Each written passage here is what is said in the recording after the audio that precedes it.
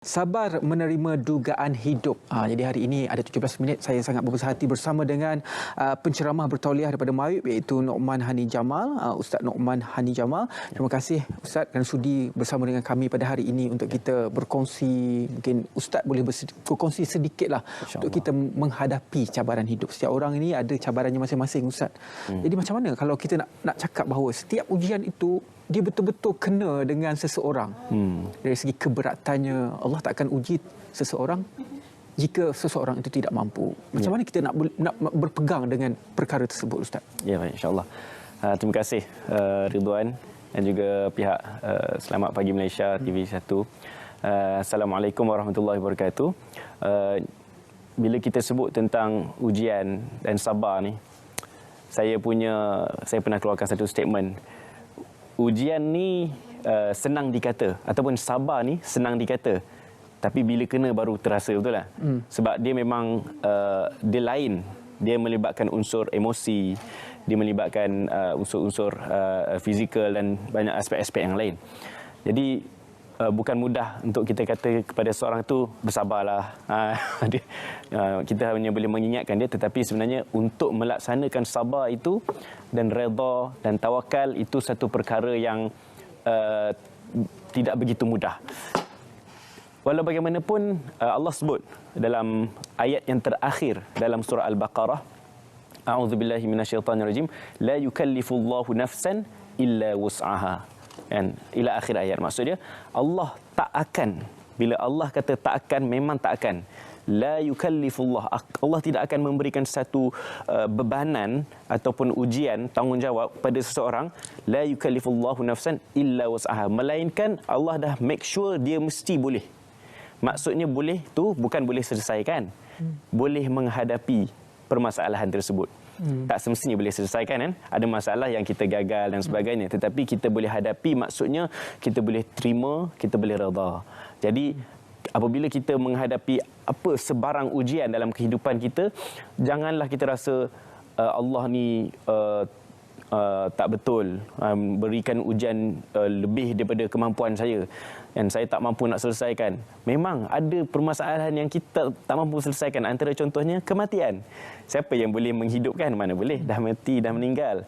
Tetapi apa yang Allah kata kat situ, kamu mampu untuk redha, kamu boleh terima takdir tersebut. Itu insya-Allah. Sabar, redha, tawakal tu macam Ustaz kata tadi, dia mudah sangat disebut. Tapi setiap orang ini kita sangat disarankan dalam apa saja yang kita hadapi, kita harus berdoa. Contohnya dalam hal kita menerima berita sahabat handai ataupun keluarga terdekat meninggal, kita hadiahkan doa. Dalam menghadapi kesukaran hidup pun kita doa untuk kita dapatkan kesenangan daripada Allah Subhanahu Wa Taala. Bagaimana kuasa doa itu, kalau boleh Ustaz jelaskan? Ya, doa itu adalah senjata mukmin. Ramai orang fikir bila sebut doa ni senjata mukmin, doa silahul mukmin ni, dia fikir senjata nak tembak orang lain. Tetapi doa ni adalah senjata untuk diri kita sendiri. Maknanya senjata untuk mempertahankan diri kita daripada ditembak ataupun diserang oleh hawa nafsu diri kita sendiri, oleh amarah kita sendiri, oleh musuh syaitan. Kan? Jadi sebab itu doa itu, kan, sebagai contohnya, contoh-contoh doa, kan, yang mudah, Rabbi yassir wala tu'asir, simple. Rabbi yassir wala tu'asir, Tuhanku mudahkanlah aku dan janganlah susahkan aku. Doa kepada Allah SWT. Kerana doa itu adalah silahul mukmin, maknanya senjata untuk kita mempertahankan diri kita daripada terjebak mengikuti amarah kita. Biasalah kalau kita ada apa-apa ujian, kan, sama ada datang daripada diri kita sendiri ataupun daripada orang lain, antara biasanya yang akan berlaku, kita akan rasa nak marah. Jadi bila kita tak tahu punca, dia akan jadi marah kepada takdir, dia akan jadi marah kepada orang lain, dan dia akan buat satu perkara yang dihalang dan tidak dibenarkan oleh Allah Subhanahu Wa Taala. Jadi doa itulah satu kekuatan. Ustaz, ada satu perkara yang sering berlaku di media sosial. Saya nak kongsikan kepada anda. Kita sering menyebut ataupun saya mentafsirkan perkara ini sebagai memakbulkan amalan sendiri, memakbulkan doa sendiri. Contohnya, seseorang itu membuat sedekah, berdoa. Tiba-tiba dia share dekat Instagram ke Facebook, saya bersedekah banyak ni, tiba-tiba Allah bagi banyak ni. Adakah itu kataan memakbulkan doa sendiri ataupun perkara begitu tak perlu pun kita kongsikan, Ustaz. Situasi ini macam mana Ustaz boleh jelaskan? Kerana ia berlaku di media sosial sekarang, memakbulkan amalan sendiri. Ya. Sebenarnya konsep makbul tu hanya Allah yang tahu sebenarnya. Kan? Kadang-kadang kita tak boleh kata memang ada hadis-hadis yang mengatakan ubatilah penyakit kamu dengan bersedekah, ada. Kan? Nak ubati penyakit, kita bersedekah. Lepas tu sembuh. Kan? Dan ada juga banyak lagi hadis-hadis lain yang dengan kita berdoa, insya-Allah akan termakbul doa kita. Doalah pada waktu-waktu sekian akan termakbul. Kan? Jadi makbul atau tak makbul tu adalah urusan Allah Subhanahu Wa Taala. Kita tak boleh kata buat macam ni makbul, buat macam ni tak makbul. Boleh jadi tak, macam saya bagi contoh situasi di Gaza pada hari ini. Berapa juta umat Islam berdoa. Tapi kenapa masih lagi bom tu Allah izinkan untuk jatuh dekat atas muka bumi Gaza? Sebab ada perkara yang cara makbul tu Allah lebih tahu yang terbaik. Tujuan kita berdoa selain daripada kita mengharapkan result ataupun keputusan yang baik daripada Allah SWT, tujuan kita berdoa ni adalah tanda takwa kita, tanda redha kita kepada Allah, dan tanda yang kita mengharapkan tidak melainkan Allah Subhanahu Wa Taala. Jadi sebenarnya amalan yang seperti Ridwan kata tadi tu sebenarnya sangat tidak digalakkan. Kalau kita contohnya kita bersedekah, alhamdulillah dapat ni, boleh, tapi mesti ada disclaimer lah. Maknanya kita alhamdulillah baru-baru ni saya beramal, alhamdulillah Allah makbulkan doa saya. Jadi walau bagaimanapun ini adalah rezeki daripada Allah Subhanahu Wa Taala, kan. Mungkin sebab takut ada orang, kenapa saya doa tak jadi? Kenapa dia doa jadi? Dia akan mendatangkan sedikit permasalahan lah di situ. Jadi itu situasi yang berlaku dan kita perlu menerima ikatlah perkara itu berlaku di media sosial. Tadi Ustaz ada sebut tentang bagaimanakah cabaran seseorang itu dalam menghadapi dugaan hidup. Contohnya tadi Ustaz juga ada sebut mengenai saudara kita yang berada di Gaza. Mereka ni sampai satu tahap untuk menerima kematian itu dengan hati terbuka, kerana mereka sudah tahu ini adalah pengakhiran bagi mereka. Mereka tidak ada jalan keluar. Tidak boleh ke kiri, tidak boleh ke kanan. Apa yang ada di hadapan mereka perlu teruskan walaupun ada duri, ada perangkap dan sebagainya. Ya, untuk kita orang biasa seperti orang di Malaysia ini mungkin jauh untuk sampai ke tahap itu, Ustaz. Bagaimana untuk kita sendiri di Malaysia ataupun orang yang berada di luar Gaza untuk mencapai satu tahap, apa saja yang berada di hadapan, aku akan mati kerana Allah Subhanahu Wa Taala dan inilah jalanku, aku akan gembira selama-lamanya. Ya, betul. Ini sebenarnya termasuk dalam topik syahid lah, mati syahid kan, secara ringkasnya. Bila mati syahid ni semua orang nak mati syahid. Sebab apa? Kelebihan mati syahid tu sangat banyak. Sebab apa mereka nak mati di Gaza? Aku tak sabar. Ada satu imam tu yang pernah datang dijemput sebagai imam di Malaysia. Bila dia sampai di Malaysia, dia rasa tak sedap hati. Kenapa? Sebab saya rasa jauh daripada syahid. Kan? Bila duduk di Gaza, saya rasa lebih dekat dengan syahid. Sebab dia nakkan selepas syahid tu, maknanya dengan ganjaran-ganjaran yang Allah janjikan sangat banyak, kan. Jadi kita di Malaysia sebenarnya kita juga boleh mati syahid. Antaranya adalah dengan kita memperjuangkan agama Allah SWT, kita berdakwah, kita amalkan apa yang Allah suruh dan tinggalkan apa yang Allah larang, juga akan mendapat syahid, insya-Allah.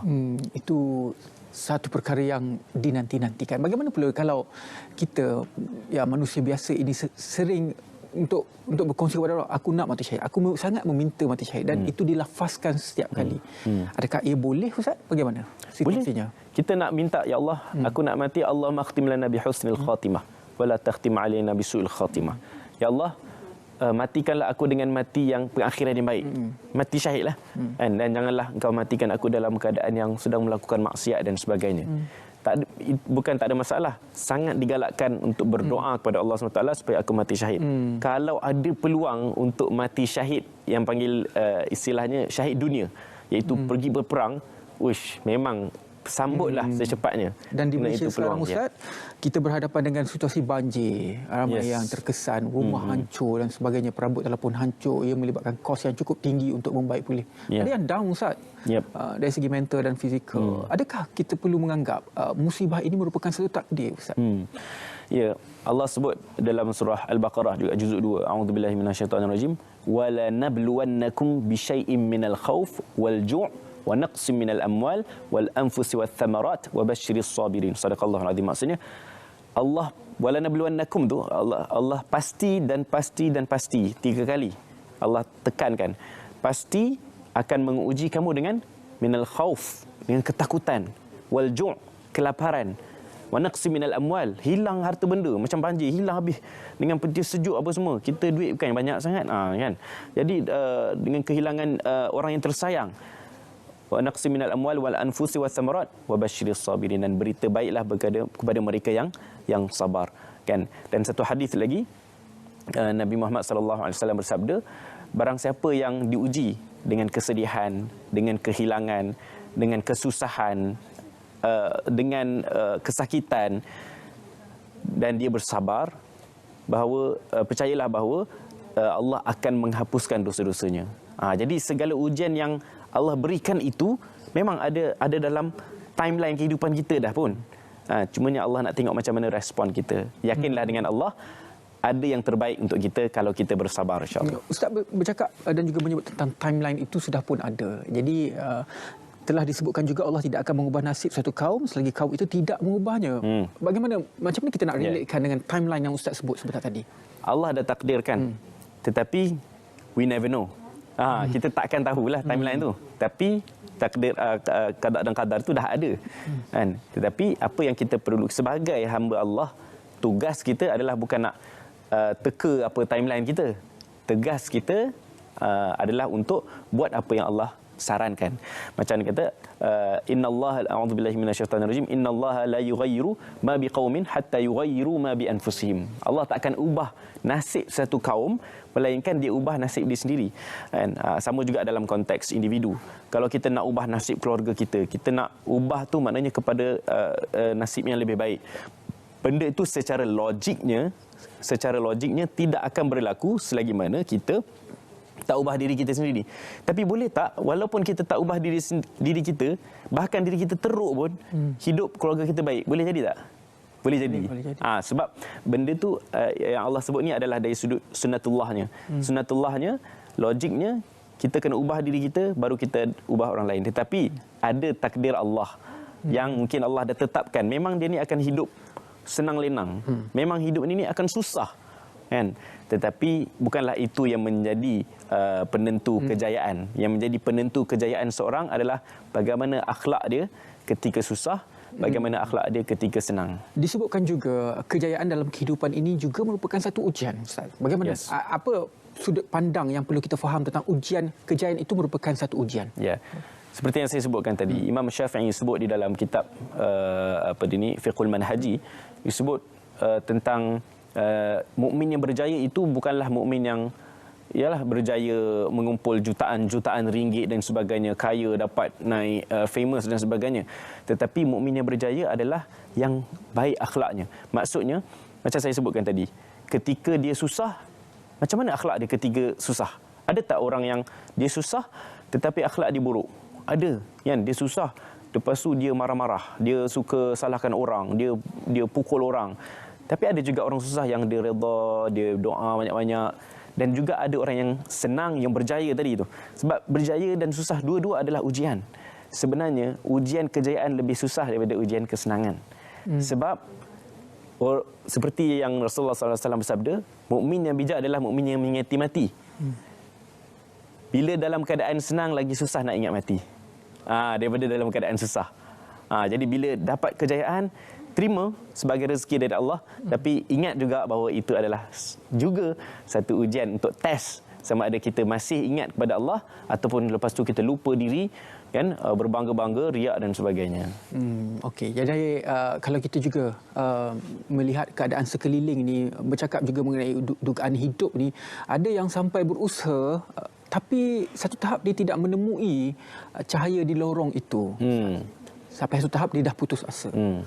Ada yang mengambil keputusan untuk mencederakan diri, ada yang mengambil keputusan untuk membunuh diri, dan kes ini memang terjadi dan ada di Malaysia. Bagaimana situasi ini, Ustaz, yang tidak pernah nampak cahaya di lorong gelap itu? Ya, kalau saya nak spesifik, saya tak boleh nak spesifik sangat sebab dia melibatkan mental illness dan sebagainya, tetapi saya boleh beri komen dari sudut bagaimana pandangan Islam dalam kita menghadapi ujian kan. Kadang-kadang ada setengah ujian tu memang seolah-olah tidak ada harapan kan. Sebab itu saya katakan tadi, tugas kita adalah untuk usaha sahaja.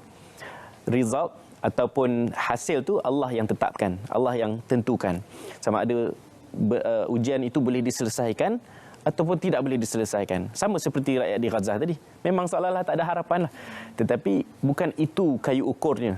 Kayu ukur kejayaan di sisi Allah. Allah bukan kata engkau gagal menyelesaikan masalah ni. Tidak. Tapi Allah nak tengok kau usaha. Kalau kau usaha dengan cara yang betul, dengan niat yang ikhlas, kau dah berjaya. Lebih berjaya daripada orang yang mungkin berjaya menyelesaikan masalah tu, tetapi dengan cara yang tak betul, dengan tak ikhlas, dengan haram, cara yang haram dan sebagainya. Orang yang gagal di muka bumi ni mungkin lebih berjaya daripada orang yang berjaya tu. Dan satu lagi Ustaz, sebelum kita mengakhiri, ada juga apabila kita tersedar kita banyak melakukan kesilapan dan kita membuat keputusan untuk kita berubah, dan tiba-tiba satu ketika kita berubah, dah imej ni lain. Dalam bahasa biasa kalau kita tengok, dah makin alim dia. Di mana untuk kita mencari titik keseimbangan antara kehidupan yang perlu kita lalui, bekerja dan sebagainya, dengan kehidupan beragama ini. Keseimbangan itu bagaimana untuk kita tafsirkan dalam hal ini Ustaz? Sebenarnya agama itu tidak boleh dipisahkan dalam kehidupan. Ad-din, perkataan istilah ad-din itu adalah cara hidup. Sebenarnya Islam ini adalah cara hidup. Jadi dia tidak ada istilah siang jadi jadi orang lain, malam tiba-tiba jadi alim. Sebenarnya kita perlu alim setiap masa. Maksud alim ni bukan pada kopiah. Maksud alim ni pada iman kita. Kan, macam mana takwa kita. Kita orang yang alim, ahlul akhirah, ahli akhirat, berbanding dengan ahli dunia. Ahli akhirat ni dia tak risau pun pandangan orang. Kan, kalau ahli dunia dia risau, orang tengok mesti nak nampak alim ni, ataupun orang tengok mesti nak nampak macam ni. Dia merisaukan dengan pandangan orang terhadap dia. Nak dilihat seperti itu, nak dilihat seperti ini, nak dilihat berjaya. Tetapi orang ahli akhirah, dia buat juga. Dia buat yang terbaik. Tetapi falsafah hidup dia tu berbeza. Dia bukan buat kerana nak dilihat oleh manusia, tetapi dia buat kerana nak dilihat oleh Allah Subhanahu Wa Taala. Jadi Allah ada setiap masa, Allah tak tidur. Jadi sebab itu dia setiap masa, siang ke malam ke, mesti menjaga iman. Masya-Allah. Tidak ada garis pemisah. Islam itu adalah satu cara hidup. Cara hidup. Ustaz, minit-minit terakhir ini mungkin Ustaz boleh sampaikan sedikit titipan kepada mungkin mangsa-mangsa banjir yang sedang menghadapi musibahnya sekarang berada di pantai timur dan sebagainya Ustaz, dalam menghadapi musibah pada kali ini. Pertamanya saya ucapkan takziah kepada yang menghadapi ujian seperti ini. Di mana kalau saya pun mungkin saya tak tentu lagi macam mana saya menghadapi ujian tersebut kan. Jadi sebagai peringatan untuk diri saya dan semua tuan-tuan dan puan-puan, saya nak sharekan TBB. Bukan TB, TBB. Ni tips lah apabila kita menghadapi ujian. Apa dia TBB ni? Yang pertama, terima. Pertama sekali kita kena terima. Terima ni maksudnya terima hakikat ini dah berlaku. Kadang-kadang ada orang yang dia tak boleh terima hakikat ni walaupun dah berlaku dah, tapi dia tak nak terima. Kita kena terima. Dan terima mungkin benda ni silap kita. Memang clearly silap kita. Terima, yes, silap aku, mengaku. Ataupun terima ini adalah reality. B yang kedua adalah bertaubat. Dan kalau memang silap kita bertaubat, ya Allah, supaya aku jadi lebih baik. Ataupun jika ia datang daripada orang lain, bertaubat juga kerana mungkin disebabkan dia tidak berjaya menjadi yang lebih baik. Dan yang terakhir, B yang terakhir adalah berikan peluang. Dan kalau kesilapan tu daripada orang lain, berilah peluang kepada dia, maafkan dia untuk dia menjadi lebih baik. Kalau dia minta maaf lah, kan? Kalau dia tak minta maaf pun beri peluang juga. Tapi kalau kesalahan tu datang daripada diri kita sendiri pun, kalau Allah SWT pun boleh beri peluang kepada seorang ahli zina atau orang yang ahli maksiat, apatah kita ni, takkan kita tak boleh nak beri peluang kepada diri kita sendiri. Jadi insya-Allah saya doakan tuan-tuan perempuan semua yang dihadapi ujian untuk terus tabah dan sabar. Jangan kita banyak mengeluh dan banyakkan berzikir kepada Allah SWT, dan hadapi dengan baik insya-Allah. InsyaAllah. Terima kasih banyak-banyak kepada Ustaz Noman Hani Jamal berkongsi kepada kita semua berkenaan dengan sabar menerima dugaan kehidupan. Terima kasih banyak-banyak Ustaz. Sama-sama.